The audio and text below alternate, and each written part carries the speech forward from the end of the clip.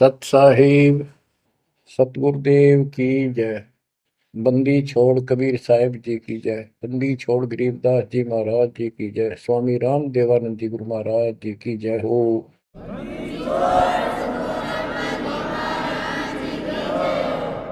सर्व संतों की जय, सर्व भक्तों की जय, धर्मी पुरुषों की जय। श्री काशी धाम की जय, श्री सुडानी धाम की जय, श्री क्रोथा धाम की जय, श्री बरवाड़ा धाम की जय। सत साहिब ग्रीवन्योली नाद सुभान गति, लड़े भुजंग हमेश, जड़ी जानो नाम जगदीश है, विष नहीं व्यापै शेष। संत गरीबदास जी महाराज परमात्मा से प्राप्त अध्यात्म ज्ञान को कितने सुंदर तरीके से प्रमाण के साथ पेश करते हैं कि परमेश्वर कबीर जी का जो नाम है ये ऐसा जबरदस्त है।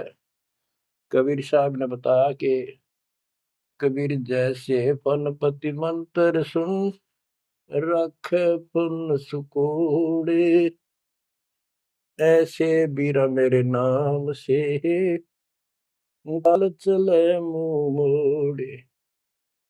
ये तो कबीर साहब ने स्वयं बताया।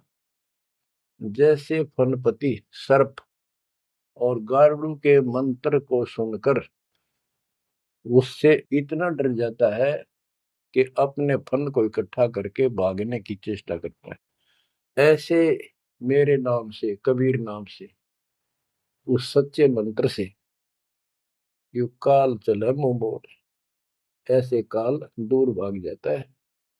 गरीबदास जी कहते हैं, यम किंकर कर जोड़ चले तिस देख रे, धर्मराय के अंक मिटावे लेख रे, जीव जूनी नहीं जा बाठा डे गही, दर्ग मंज हजूर पकड़ छे की बही। गरीबदास जी आंखों देखा परमात्मा की शक्ति का वर्णन करते हैं कबीर जी का, कि उनको देख कर यम के दूत हाथ जोड़ के और दूर चले जाते हैं। और फिर परमात्मा ने धर्मराज के दरबार में जाके मेरी बही निकाली।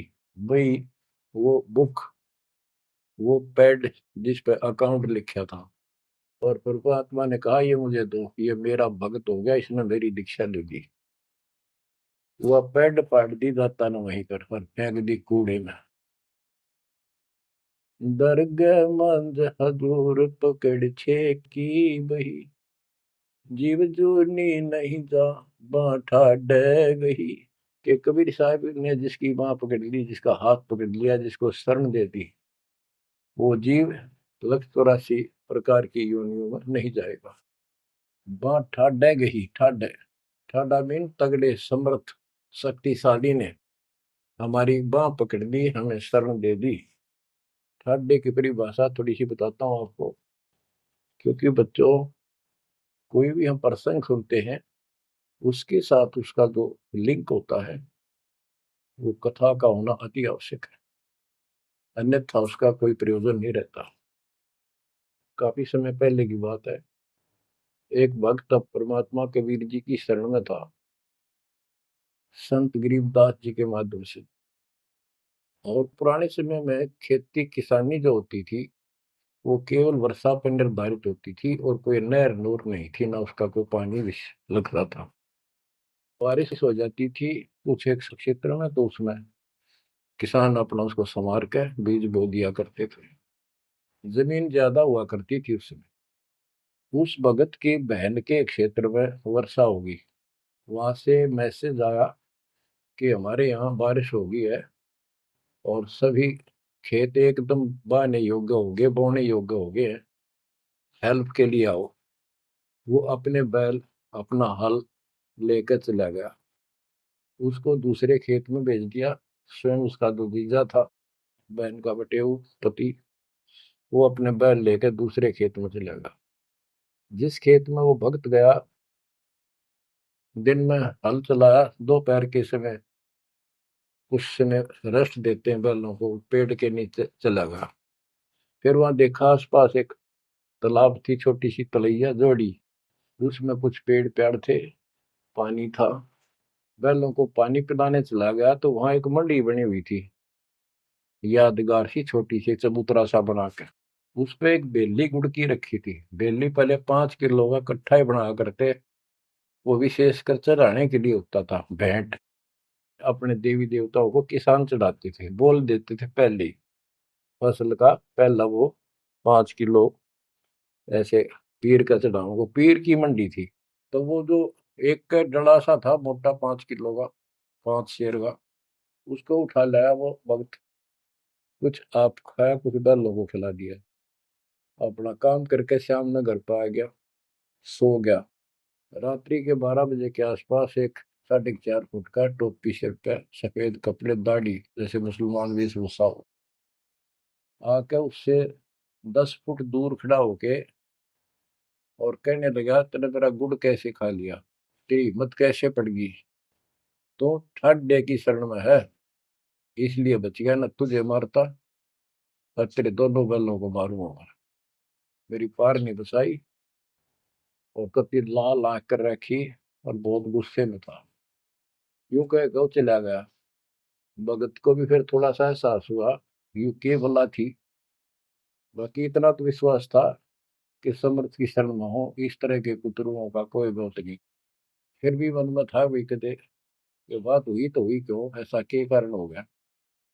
उसने अपनी बहन से पूछा कि बहन, ऐसे ऐसे उस मंडी पे गुड़ चढ़ा रखा था आपके खेत में, किसकी वहां रखी है वो आपके खेत के बराबर में, जोड़ी पे, तालाब पे। तो उसकी बहन बोली, के बात हुई भाई, क्योंकि एक बेली चढ़ा रखी थी, किसी ने गुड़ की तो रखी थी, मैं ठा लिया, गुड़ कुत्ते खाओ उसने, मन बहला थी, खिला दी, कुछ आप खा ली। उसकी बहन बोली, रे के क्यों जुल्म कर दिया तेने, वो क्यों उठा लिया तू वहां से। रोड दागी नु सुनते ही भाई बोला, मेरी तो सुन ले सारी।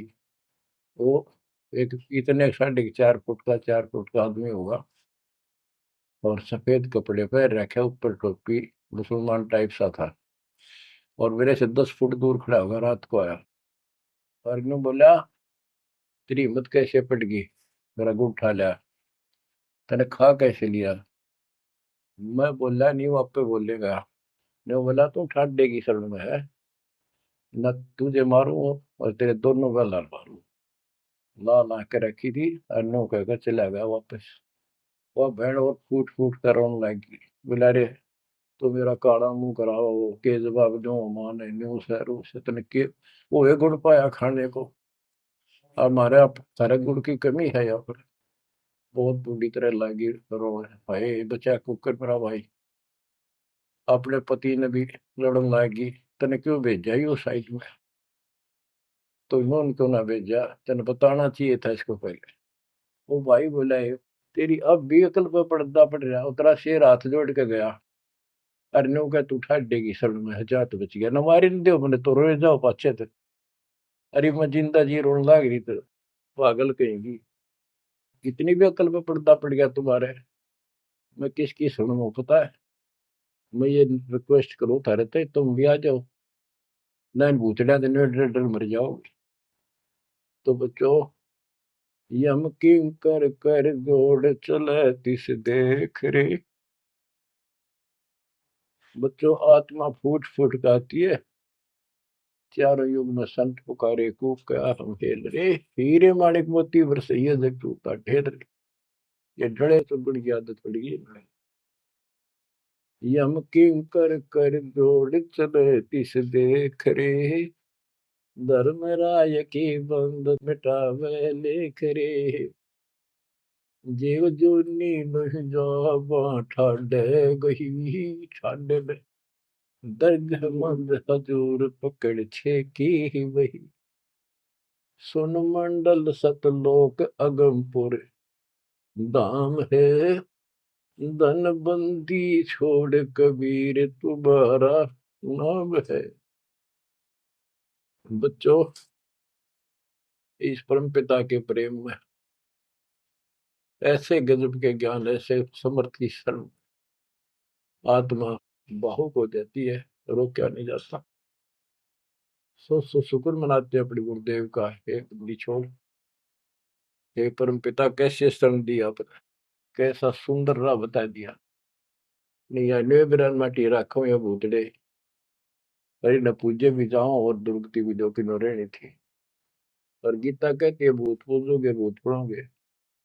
परमात्मा की सूक्ष्म वेद की वाणी कहती है भूत में सो भूत है, देव में सो देव, राम में सो राम है, सुन सकल सुरदेव। अब प्रश्न चल रहा है, कबीर जैसे फन पति मंत्र सुन, रख फन सकोड़े, ऐसे बीरा मेरे नाम से, काल चल मोड़े। पारक के अंक की अमर ग्रंथ की प्रथम वाणी है, गरीब नौल नाद सुभान गति, लड़े भुजंग हमेश, जड़ी जानो नाम जगदीश है, विष नहीं व्यापै शेष। जैसे एक नेवला होता है, सारा 9 इंच का प्राणी, और वो 10 फुट के सांप को, सर्प को, भुजंग को मार देता है। कैसे मार देता, उसके पास एक ट्रिक है।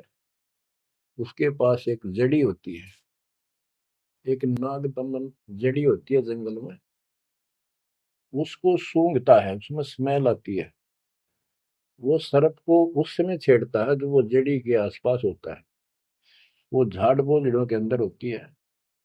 वो सर्प को छेड़ता है, सर्प ऐसे फन उठा लेता है, और वो जाके एकदम वहां जड़ी श्वास में भर लेता स्मेल, और आके उस सर्प के सामने सो के थोड़ी सी दूरी से छोड़ देता है। जिस दर से हवा चल रही हो, सर्प की तरफ जा रही हो, उस साइड में हो जाता हो। सर्प को उससे चक्कर आने शुरू हो जाते उस स्मेल से, उसका जी घबराता है और वो भागने की चेष्टा करता है। नेवला फिर उसके गर्दन पे बैठ जाता है, मुंडी पे पीछे के, और वहां मुंह के ऊपर फिर वो स्मेल छोड़ता ही रहता है।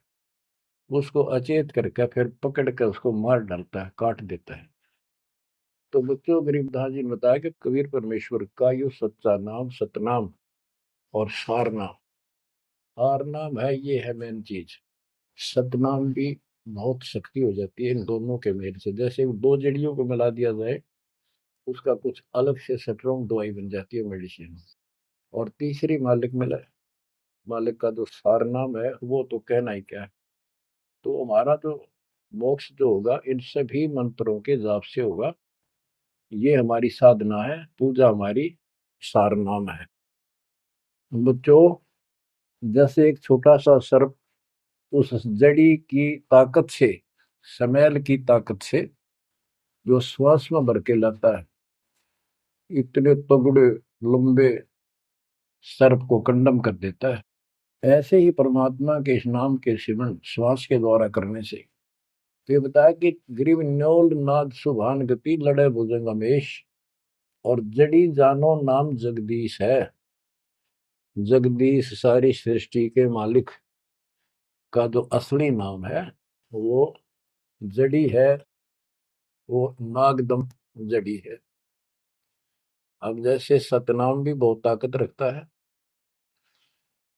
ये हमारी साधना है। जैसे प्रथम मंत्र सतनाम, ये साधना है। सार नाम हमारी पूजा है। पूजा और साधना में अंतर होता है। कबीर साहब हमारा पूज्य है। साधना वो होती है, जैसे हमने जल की आवश्यकता है तो हैंडपंप लगाते हैं। हैंडपंप के लिए बोकी और पाइप, बोकी मारते रहते हैं, मिट्टी बाहर डालते रहते हैं। सतनाम की बोकी श्वास उश्वास से मारकर जब वो पानी के लेवल पर पहुंच जाती है, वो बोर, तब उसमें पाइप लोअर करके फिर उसके ऊपर एक मशीन बांधी जाती है, वो सार नाम है। और मशीन से फिर उसको चलाया जाता है। वो हमारा पूज्य इष्ट है, वो सार शब्द है। जो हमें चाहिए था ऐसे मिलेगा वो सुख, परम पिता परमात्मा के सच्चे दरबार का। तो गरीबदास जी कहते हैं वो मंत्र, वो जो सार नाम है, वो जड़ी जानो नाम जगदीश है, परमात्मा जगदीश कबीर साहब का सार नाम। वो नाग दमन जड़ी बूटी है, वो काल दमन। और विष्णु व्यापक शेष, छोटे से सांप की बात छोड़ो, शेष नाग जो सबसे बड़ा ताकतवर 1000 का बंदर है, यानी काल 1000 भुजा का ताकतवर है, ये भी निकट नहीं आ सकता। बच्चों, किस्मत सराहा करो अपनी, 100 गुण गाया करो। गरीबदास जी कहते हैं, गरीब साधों से ते मस्करी, ये चोरों नाल खुशाद, मल अखाड़ा जीतेंगे ये युगन युगन के माल। माल, रेसलर, पहलवान, इन नकली गुरुओं से तो खुश है सारा संसार, साधों से ती मस्करी, इन चोरा नाल खुशाद। हाय हाय, इन चोरों से, झूठे गुरुओं से खुश, और साधु संतों के मजाक करते हैं। ये तो मल अखाड़ा जीतेंगे युगन युगन के बाद। आप हो वो युगन युगन के माल। बच्चों, आपको बहुत बार प्रमाण दिए जाते हैं, देता ही रहूंगा आखिरी सांस तक, क्योंकि सिलेबस यू है। टीचर सारा साल सिलेबस पढ़ाता है, उल्टा सुल्टा उन्हें कोई रट्टा लगवाता है, और तब बच्चे सफल होते हैं। परमात्मा योगों से आपके साथ है। सतयुग में राजा अम्बरीश एक बहुत बड़े धार्मिक राजा हुए हैं, और खूब यज्ञ किया करते थे, भंडारे करते थे, ब्राह्मणों को खूब धन दान करते थे, लागड़ गऊ बांटा करते थे। 1000 लागड़ गऊ बांट देते। लागड़ माने बच्चे वाली, ब्याई हुई, दूध वाली। भोजन भंडारे करवाते थे, दक्षिणा देते थे। जैसा भी लोक वेद सुना था, गुरु जी ने बताया था, ऋषियों ने, वो सारा कुछ करते थे। परमात्मा वहां भी साथ रहते हैं, उनकी इज्जत रखते हैं भक्ति की, और बीच बीच में उनको समझाने की चेष्टा की, कोई ऋषि रूप बनाकर अम्बरीश जी को सच्चा मार्ग बताया, खूब ध्यान से सुना और नाम लिया। लेकिन वो ऋषि वहां सैकड़ों और मालिक एक। आखिर में राजा अम्बरीश भी हाथ खड़े कर गया, मालिक की साधना छड़ दी, और वो ऋषियों वाली वो शुरुआत कर। इतने अच्छे भगत विष्णु जी के बने हुए थे। बच्चों, अब हंसी भी आती है, दुख भी होता है।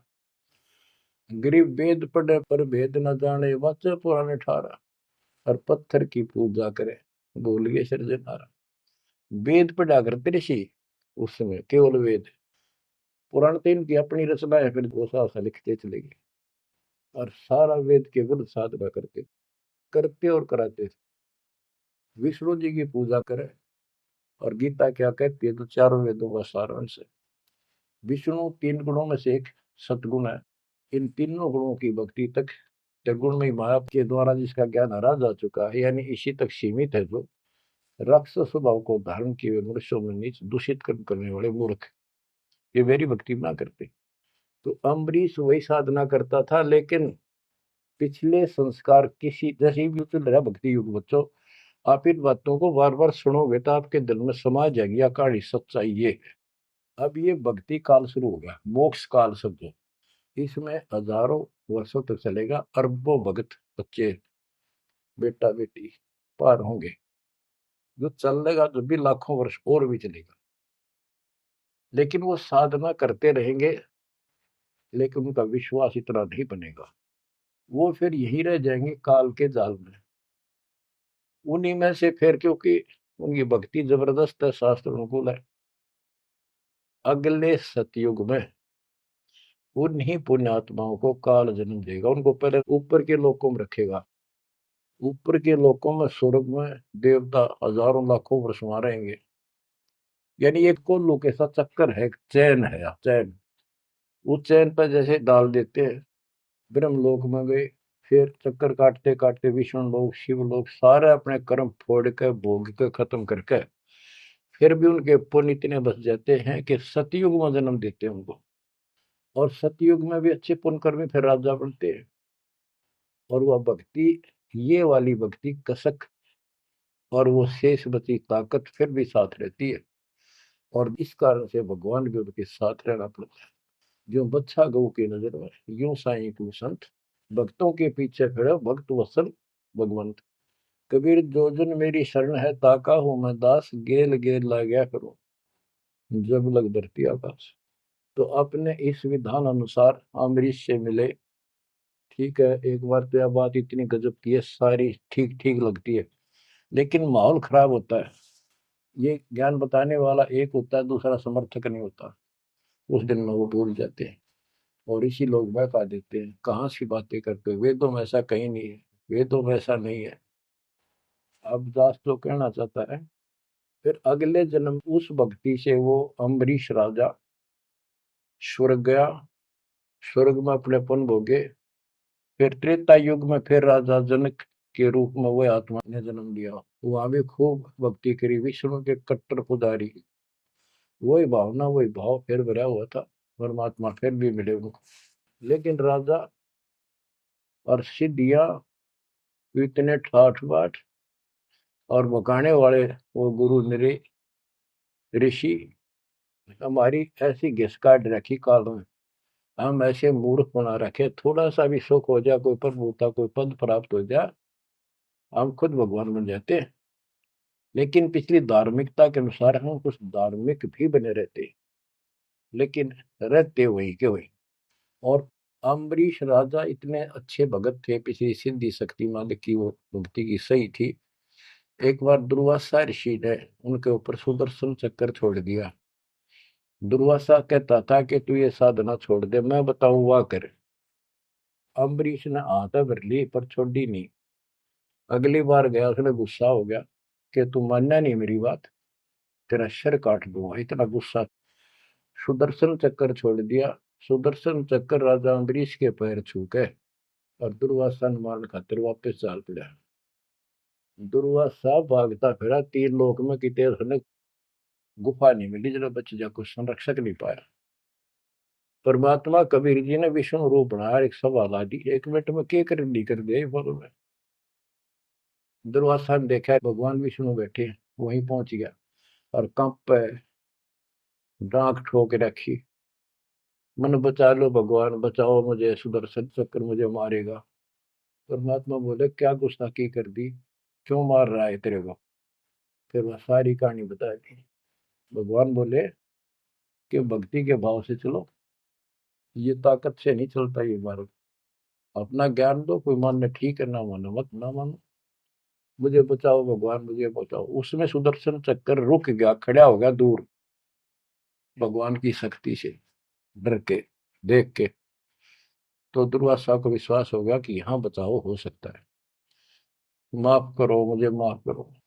परमात्मा बोले अम्बरीश के पैर पकड़े, वो बचाओगा तनिष से, मैं नहीं बचाऊंगा। हाथ जोड़े, हे भगवान आपके दरबार में मैं नहीं बचूंगा, कहाँ भेजो हो दाता, मैंने तो रास्ते में मारेगा। मिला जा, वही जान बचेगी तेरी। अम्बरीश के चरणों में गिरा वो, जिसने 56 करोड़ यादव मार दिए थे एक में चलता है। तो कहते हैं अपनी देसी कहावत हमारे यहाँ, शेर न सोआ शेर, जरूर टकरा कर इन्हीं बकवाद करनी है ना। अम्बरीश के चरणों में मत्था टेका उसने, मेरी जान बख्शो महाराज, जान बख्शो, बख्श दो। अम्बरीश राजा बोले महाराज मैंने कुछ नहीं कहा, तेरा कर्म तुझे मिला। और वो सुदर्शन चक्कर हाथ से पकड़ लिया राजा अम्बरीश ने और ऑफ कर दिया, शांत हो गया। बोला ले जा तेरी तोब। और भक्ति के भाव रहना चाहिए इंसान। बच्चों, अम्बरीश राजा की इतनी महिमा होगी, ऋषि भी हैरान थे जो उनके गुरु लोग थे। बुद्धि छोड़ कहते, मन तू सुख के सागर बस रे, और न ऐसा यस रे। तू सुख के सागर बस रे, ये झूठे यशों में कुछ नहीं धरा। वह सतयुग में महिमा होगी, फिर राजा जनक बन गए। राजा जनक वही भाग्य बाबा नानक बने। जब एक सुखदेव नाम के बाल ब्रह्मचारी माँ के गर्भ से भक्ति ले रहे थे और आकाश में उड़ जाने की सिद्धि थी। उस अर्धी की गांठ से पंसारी बन जाते ये, अपने बराबर किसी ने नहीं समझा था। राजा जनक के पैरों में पड़कर स्वर्ग तक जाने का विरोध करवाया। वो मोक्ष तक वो दूर की बात है, वो तो मार्ग ही नारा है। गरीब सुखदेव ने 84 भुगती बिना पजावे खरगो, तेरी क्या बुनियाद परानी, तू पेंडा पंथ पकड़ो। के सुखदेव जैसे ऋषि जिसकी टूटी बोला करती, सारे देवता उसका सम्मान करते थे, बड़ा पहुंचा हुआ है, वो भी फिर 84 लाख योनियों में गया। राजा जनक से दीक्षा ली। पहले तो यूं कहता, मैं बाल ब्रह्मचारी ब्राह्मण ऋषि, जनक विदेही राजा भाई, कैसे शीश नवाऊं जाई। सुखदेव बोले, ज्ञान विवेक का हमने स्त्री का मुख नहीं देखा। राजा के 10,000 रानियां। तो गरीबदास जी कहते हैं, गोरख से ज्ञानी गणे सुखदेव जति जिहान। वो अपने आप को जति मान रहा था। और सीता सी वो बारिया संत दूर स्थान, संत के घर बहुत दूर है। इन बातें तो नहीं भाई इसने ब्याह करवा रखा है, इसका न्यू हो रहा था, भाई संत कैसे हो सकता है। 10,000 रानी थी, फिर भी उस नकली थे तो भी अच्छा था राजा जनक। बच्चों, ये मूल ज्ञान है, ये निचोड़ है, निष्कर्ष है, ये तत्व ज्ञान है। और राजा जनक रूप में बहुत गणे यज्ञ किए, बहुत प्रमाण है पुराणों में। बहुत धर्म भंडारे लाए, यानी दूध वाली गाय वाटी साधु संत, तो वो धर्म पुण्य बन गए। अब देख काल कैसे ठगी करता बच्चों, सारे पॉइंट याद रखने पड़ेंगे। बेमतलब अपने धन ने खोया नहीं करते। राजा जनक और सुखदेव विमानों बैठकर स्वर्ग जान लग रहे। रास्ते में एक 12 करोड़ आत्माएं नरक में तंग पा रही थी, हाहाकार मचा रोवे। राजा जनक ने कहा, ये आवाज कहाँ से आ रही है चिल्लाने की, रोको मेरा विमान रोको। रोक दिया। उनको बताया गया कि यहाँ एक नरक है, उसमें 12 करोड़ आत्माएं जीव अपने कर्म दंड भोग रहे, पाप। राजा ने कहा, इनको छोड़ दो, इनको कष्ट ना दो। तो वहां जो उनके साथ गए थे देवदूत यमदूत, वो कहने लगे, जी यहाँ आपका हुक्म नहीं चलता, यहाँ का राजा धर्मराज है, उसके आदेश से सब कुछ होता है। बोला, या तो मुझे इस नरक में डाल दो, मुझे भी यहीं छोड़ दो, ना इनको निकालो। धर्मराज तक बात गई। धर्मराज जी वहां आए, बात सुनी। धर्मराज बोले, राजन, अपने अपने कर्मा का फल सब न भोगना पड़ता है, ऐसे नहीं कुछ हो सकता। तो राजा आकड़ गया। भाव यानी एक परमार्थी भाव, परमार्थ भी हिसाब का होना चाहिए, उपवाद में कोई परमार्थ नहीं चला गया कि मैं या तो मुझे यहाँ छोड़ दो या इनको साथ लो मेरे। तब धर्मराय ने एक विकल्प निकाला कि आप अपने पुण्य दे दो इनको, आधे या जितने चाहते हो, उतने समय तक इनको आपके साथ वहां स्वर्ग में भेज देंगे। राजा ने 50% पुण्य दान कर दिए। सबको बिठा के 12 करोड़ आत्माओं को विमान में बिठा के और स्वर्ग ले गए। बच्चों, सुखदेव ने गलती करी नहीं, वो तो आज तक स्वर्ग में है। और वो राजा जनक ने आधे पुण्य खत्म कर दिए, बाकी के पुण्य में किला झाड़ के खा के खर्च के खो खंडा के बाबा नानक रूप में जन्मे। पहले राजा थे 2 जन्मों में, दुनिया भर के नौकर होते थे, और फिर हैंड टू माउथ हो गए, खुद नौकर लगे नवाब के मोदी खाने में, गोदाम में। अब बच्चों, अब हमने सावधानी न्यो भी बरतनी है, अपने नाम ने अपने भक्ति ने नष्ट नहीं करा, किसी के ऊपर भावुक हो गया। एक बताओ था कि मैंने अपने भाई दुखी हो रहा था, उसको अपने पुण्य दे दी, भक्ति दे दी, वो तो ठीक हो गया। मेरी डूबती हो रही है, बुरा हाल हो रहा ना, वो दिक्कत होगी, बीमारी होगी, आगे तागे दुख होने लग के। तो ये बकवाद नहीं चले, मर्यादा जो बनाई है उसको संभालो। तो कहने का भाव ये है कि आपको इस पॉइंट पे लाना चाहता हूँ। अब राजा जनक राजा थे, राजा अम्बरीश राजा थे वो बाबा नानक बने, खुद नौकर लगे के राजा के। अब यहाँ आकर हमारी बात टिकती है कि साधों से तीमस करिए चोरा नाल खुशाल, मल अखाड़ा जीतेंगे ये युग युग के बाद। यानी भक्ति की चाह, भगवान की चाह उनके में तब भी थी, पर एक्सरसाइज गलत थी। अब परमात्मा फिर मिले उनको आकर के। अब वो भौतिक धन में निर्धन थे, पर अध्यात्म धन के भरे पड़े थे। पिछले पुण्य गजब के थे भक्ति वाले। एक तो धर्म कर्म किए होते हैं वो, और एक होते भक्ति की शक्ति। वह न्यो की नो डटी थी उसकी, वो पुण्य खत्म कर दिए थे उसने। तो वो भक्ति उस कारण से परमात्मा फिर आकर मिले। अब वो हैंड टू माउथ था, सुन ली। राजा होता तो तब भी ना सुनता। तो बच्चों, आज आप से कितने निर्धन हो और कितने धनवान हो, आप उस मालिक के सच्चे बच्चे हो। पिछले जन्म जन्मांतर से आप भक्ति करते हुए आ रहे हो। अब परमात्मा ने अपना वो धन देखना है। कबीर सब जग निर्धना धनवंता नहीं कोई, धनवान वा को जानियो जहाँ पर राम नाम धन वही है। आपके पास वो राम नाम का धन भरा पड़ा है। और जैसे सुकुच मीन मिलता नहीं भाई, स्वाति सीप सब अड़ ही जाई। सुकुच मीन सतगुरु हो आया, जिन परमात्मा का भेद बता।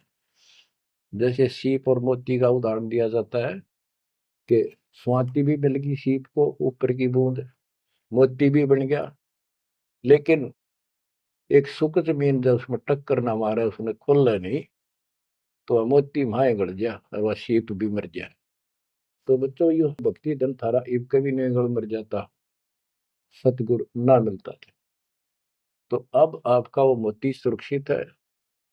अब कहते सुख जमीन सतगुरु हो आया, जिन परमात्मा का भेद बता। तो बच्चों, फिर बाबा नानक को मालिक ऊपर लेकर गए और उनको वो सच्चा राह बताया। उसके बाद उनकी जिंदगी बदल गई। यानी पहले वकील हो रहे थे काल के, सुने नहीं थे। अब जो बाबा नानक जी हिंदू धर्म में जन्मे थे, खत्री गोत्र था, और भगवान विष्णु कृष्ण राम कुर्बान थे इनके ऊपर। गीता का पाठ ब्रजलाल पांडे से पढ़ा करते थे और गीता पढ़ते थे। दाता मिले तो खूब तर्क वितर्क किए। आखिर में बोले आखा वेखो तो मानो। तो परमात्मा ने आई विटनेस भी बनाने थे। बेई नदी सुल्तानपुर के साथ से बह रही है। सुल्तानपुर में बाबा नानक की बड़ी बहन ब्याह रखी थी। वह अपनी बहन के वहां रहते थे, नौकरी करते थे नवाब के। सुबह सुबह स्नान करने जाया करते थे उस नदी पे। वहां परमात्मा ने 2-3 मीटिंग करी। तीसरी बार जब आए, ने बोले आंखें देखो जो मानो। बात सारी समझ में आ गई। गीता बार बार देख ली, पढ़ ली, सच्चाई भगवान कोई और है। और चाव भी थे, और पुराना ज्ञान, और कोई नो समर्थक नहीं गया, बात सच्ची है। तो वो कहने लगे आंखा देखो तो मानो। कबीर साहब और बाबा नानक जी परमात्मा समकालीन थे। बाबा नानक जी का जन्म सन 1469 में हुआ, 1469 में। और 1539 में वो शरीर छोड़ के गए। और परमात्मा जी 1518 में गए। तो 1469 से 1518 तक समकालीन थे। तब आंखों देखा सतलोक 3 दिन तक नानक साहब जी का शरीर कहीं और छुपा के उनकी आत्मा को लेके गए, फिर छोड़ा तीसरे दिन। उसके बाद तो दुनिया बदल गई उनकी। वो सब पूजाएं त्याग माल की शरण में आ गए। घर में विरोध, सारे समाज में विरोध है। उसके पिता भी बहुत दुखी हो गए, तो के पैदा हो गया हमारे, देवी देवताओं को ऐसा गलत बोलता है। तो बहुत परेशान हुए। लेकिन जब आंखों देख ली, कौन सुने किसकी। सूरवीर होते हैं संत, संत सिपाही और शेर पीछे नहीं हटते। तो बच्चों, सारा ज्ञान सत्संग से होता है। परमात्मा का और उस प्यारी आत्मा का, आत्मा और परमात्मा नानक साहब का सत्संग हुआ। सत्संग से बात स्पष्ट हुई। अब पारक के अंक की वाणी सुनाता हूँ कुछ। साधों से ती मस्करी ये चोरा नाल खुशाल, नल अखाड़ा जीतेंगे ये युगन युगन के माल। अब वो बाबा नानक युगन युगन के माल थे और वह जीते, डट के खड़े हो गए। फिर जब ज्ञान समझ में आ गया, सारा संसार मीराबाई थी युगन युगन की माल। सत्संग में जाना ना छूटे माँ, फिर जल के मरो संसार। तो बच्चों इस स्थिति में तो बनाना पड़ेगा एक दिन, जब जाता राजी होगा। और ये ज्ञान खुद देता है भगवान, और वो आत्मा जो इसको सुनकर कुर्बान हो जाती है, वो महान आत्मा होती है। गरीब अंश गवन करते नहीं, मान सरोवर छाड़, कौवे उड़ उड़ जात हैं खाते मसाहाड़। हंस और कौवे और बुगले सब पक्षी कहलाते हैं। हंस उस मानसरोवर को नहीं छोड़ता जहां उसका आहार मोती होते हैं, और कौवे वहां टेके नहीं, क्योंकि उन्हें तो जगह जगह जाकर मांस खाना, हाड खाड़े हाडों का मांस चाटना, किसी पशु के जख्म में चोंच मारना, ये कौवियों जैसी व्यक्ति के लोगों का स्वभाव होता है कि दुखी उनका अपना उल्लू सीधा हो, स्वार्थ सिद्ध हो, ताकि अगला कितना दुखी हो। ये कौवे जैसे जीव होते हैं। अब यहाँ बताते हैं, कबीर साहब कहते हैं, गरीब अंश गवन करते नहीं, मान सरोवर छाड़, कौवे उड़ उड़ जाते हैं खाते मांसाहाड़।